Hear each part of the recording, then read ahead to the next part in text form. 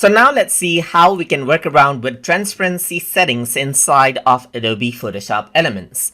So to do that, first of all, I'm going to create a new document with transparency settings. So to do that, I'm going to go to the File menu and I'm going to click on New and click on Blank File, and I'm going to choose the background contents as transparent right here. So once I do that and press OK, you can see that the background transparency is there, which is denoted by the checkbox right here.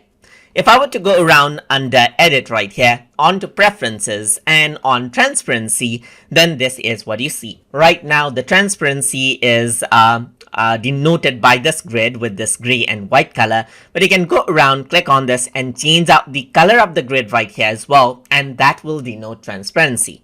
If you are working primarily with the gray content, then having gray transparency may confuse you. So you can go around, change out the color right here, as you can see just like this, and that will denote out transparency instead of gray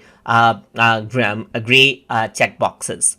You can go around over here onto the grid size and choose no grid sizes to have transparency represented by white, or you can go around, make the grid size small, you can make the grid size medium or large just like this. Once you do that, you can go around onto the grid color and choose light or red or orange from over here as well, instead of choosing the transparency from here just like this. You can reset it out to get back to default as well.